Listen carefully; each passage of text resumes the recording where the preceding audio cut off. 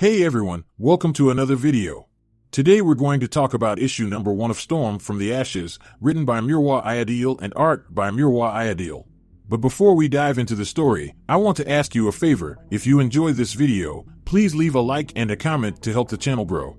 So with that said, this issue opens with a dialogue from Storm saying, "Dear audience," coming up with a quick catchy sound bite of an introduction for this larger-than-life personality might prove too difficult even for herself. For on the streets of Cairo, Storm was an exceptional pickpocket. In the rural settlements that border Kenya and Tanzania, Storm was worshipped as a goddess of the harvest. But her achievements did not stop there, for she has been a queen of Wakanda, the region of Ororo, a member of the X-Men, and once again an Avenger. Now some even called her a weather witch, but this morning, live from the city of Atlanta, Georgia, Storm dons the unmistakable regalia and title of the hero known as Storm. From the chatter of the streets and the whispers in the superhero space, the world might be expecting to see the grand opening of the newly erected behemoth of a building named the Storm Sanctuary. Because since the fall of the mutant nation of Krakoa, an instance of mutant acceptance has never been this high. It was owing largely to the heroic actions of Storm in Oklahoma City. It is not a stretch of the imagination to assume that Storm will strike while the iron is hot and capitalize on this great opportunity to announce her much-rumored interest in running for Congress. So with the light of the world staged upon her, Storm stood before the masses, ready to make the announcement that would radically change the world as we know it. But before we get to see that play out, we transitioned over to Oklahoma City 7 days ago. And like many monumental moments, this event started with a big bang, a bang that ripped through the small town and destroyed everything in its path. And on the next page, Storm's narration continued to say that when Storm was a child, the screech of combustion ripped her home into shards, the heat from its fires made an oven of the crumbled concrete. Now Storm states this, because this scene very much resembles the scene that took Storm's parents from her. So as the devastation lay before our heroes, Storm and Frenzy rushed onto the scene to see how they could help. Because maybe, just maybe Storm and Frenzy could perform a miracle. So with a lot of work ahead of the two mutants, Storm couldn't help but to notice that the streets are eerily empty aside from those who could be trapped under rubble. So as the mystery continued to grow, Frenzy suggested that she could get the rest of her X-Factor team in on the operation to help provide aid to the people. But before Frenzy could put in the call, a gigantic shock wave cut right through the air and met Storm head-on. And like the goddess Storm is, she started to hold back the forces of the elements, while managing to protect a small family. And as she stood her ground, Storm remembered how years ago, mortar, wood, and steel made an orphan of Storm, and on this day, the once orphan of the past now was able to save another family from the same fate. With one victory down, Frenzy quickly alerted her to yet another shockwave approaching from the distance. So before it could hit, Frenzy used her abilities to continue to aid in the search and rescue efforts. So with the rock in the air, Frenzy froze in place with her hand outstretched as a look of shock flashed upon her eyes. For the man before her was wearing an Orcus t-shirt. Following that momentary PTSD moment, Storm stepped up and informed her friend that they were there to help everyone survive, even if the person once stood against them. Now with Storm leading by example and practicing what she was preaching, the two women continued their hunt for survivors. Until just like last time, another shock wave manifested, so when two waves, exactly the same yet opposing, fold into each other, they are both supposed to cease to exist. So to avoid further damage, Storm shudders the air molecules around her with such precision that the dancing threat is nullified. But somehow this wave was different. Concealed within the shock wave was a sharp piece of branch from the surrounding flora. And when it hit deep. Now this would later be seen as the universe's first attempt to take Storm's life, so as she fell to one knee, Frenzy ran to her side as blood started to fall from our goddess, but regardless of the flesh wound, Storm was not out of the fight. And on a side note, if we, the readers, pay close enough attention, we will witness many more attempts until we eventually see the one that finally succeeds. So, following that going down, we then see Storm return to her feet and state that she understands why the streets are empty, and because of that, it is about time for them to stop the next shock wave. Following suffering from her shoulder wound, Storm once again summoned her control over the elements and pushed herself forward. And as she flew, the goddess threw, saplings forced to let go of their grip on Mother Earth, aquatic life floated lifeless from radiation exposure. Innocent creatures turned inside out under the sudden rise of the air pressure around them. The fury of the goddess was icy freezing retribution. For she despises everything this fallen monument to human comfort has caused the ecosystem. But what was within the power plant seemed much more furious. And after the shockwave hit Storm, Frenzy used her mutant strength to create a counterwave to protect the people behind her. So with that situation avoided, Storm returned to her feet again and returned to work. Now, this is not to say that she wasn't badly hurt, because although the injuries were not heavy enough, a burdened Storm started to show signs of radiation poisoning. Yet she proceeded onward to find the source of this recursive destruction. Now this was not the goddess' first dance with death after all.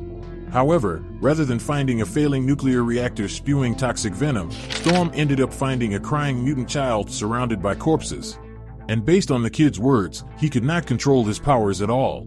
Now all mutants of great power know of this day, the day of adolescence. Because for humans, it's often an awkward day in public, a day they swear they almost died of sheer disgrace, but for a mutant, it is a day of true dread. For a young mutant is unable to control the birth of their new ability, and manslaughter is not as rare as one would expect. For this new mutant on this day, Storm had nothing but bitter empathy. Following that, we fast forward several days later, and once we got there, we found out that the mutant boy wasn't the only source of energy that powered the power plant. In fact, we found out that within the reactor was a piece of alien kaiju tech. Now this tech was controversial among the people across the globe. And in fact, some of the locals in said town were even happy that the mutants came and helped. But just because most people came out good, didn't mean everyone came out unsaved. Because the scientists, the engineers, and even their families were looked down upon. So following that, we jumped over to Iron Man examining the kaiju. And while he did that, he stated, he ran all the numbers, and he scanned the entire area, and after he was done, he realized that they were working with some cutting-edge equipment. In fact, it was so cutting-edge that Tony found himself jealous that he didn't think of it first. But his chance to ask them questions about their studies are over, because they are all gone now. And just to clarify how detailed Tony was, Storm asked how many times he ran the numbers, to which Tony responded by saying 866,978,275 times on multiple machines through various quantum processing units, using several algorithms. And it wasn't just his algorithms he used, because he also used Reed Richards, Forge, Riri Williams, and even Shuri. So with the data clear, Tony continued to say sorry, because he knew the last thing Storm wanted to hear was that a mutant killed all these people in the wake of this tragedy. Because currently mutants are finally looked at as heroes and are loved. Now following that revelation, Storm leaned against the wall and placed her hand on her forehead as she replied with, the only reason why she wanted someone else to run the numbers was because she wanted more people to prove her wrong. Because this child will be hated if the people find out what really happened. For the people will see the child as a terrorist. And all the hatred and fear will spread to every innocent mutant in the nation, which would make things a whole lot worse. So with that out there, Tony replied by asking if she is going to A. Stay silent and let the mutants have this win, or B. Tell the truth to defend the honor of the deceased. Now with the ball in her court, we fast forward to the current day with Storm standing in front of the reporters, still feeling the side effects of the radioactive radiation poisoning. So after she spit out a bit of blood, Storm quickly pulled herself together and introduced herself with her classic line, which proclaimed herself as the mistress of the elements. And then she continued to say, long has she been seen as a member of the brave X-Men, and she now looks forward to doing great things with the mighty Avengers. And as much as she adores sharing the goals and values of comrades, she must take on her own goals, values, and identity, and disclose them to the whole world so the innocent may rest easy and the wicked may tremble in fear. So first, she would like to present to everyone a haven in the day of adversity, a solace during difficult times, and a refuge in the hours of need.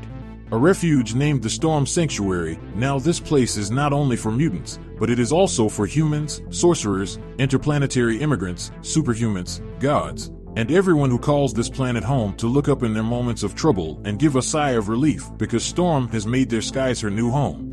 But before Storm could truly soar to great heights, she must shed the shackles that weights her down. For the manifestation of mutant abilities can be such a beautiful sight to behold and a treasured experience. But it can also be a punishing one, cruel to both the wielder, loved ones, and those we least expect. And then Storm went on to say that it saddens her to admit that the tragic event that took place in Oklahoma City was a result of a young mutant coming into his own. Then Storm tells the public the truth about the Oklahoma City power plant, about how the devastating disaster was caused by a mutant and not their engineers. So as Storm continued to speak heartfelt words that even the blind could see, their joy had twisted into hate, and their love had morphed into fear. So in Storm's first day in declaring herself Earth's protector and nurturer, Storm was able to fuel prejudice within its humans and made its mutants the target of public disdain. But beyond planet Earth, beyond our solar system, and even beyond our universe, another watches with the unquestionable intent of the cosmos. Because at that moment, the cosmic deity went on to say that he is eternity, the beginning with no end, and he has found Storm worthy to become his eternal Storm. So with that said, this issue comes to an end.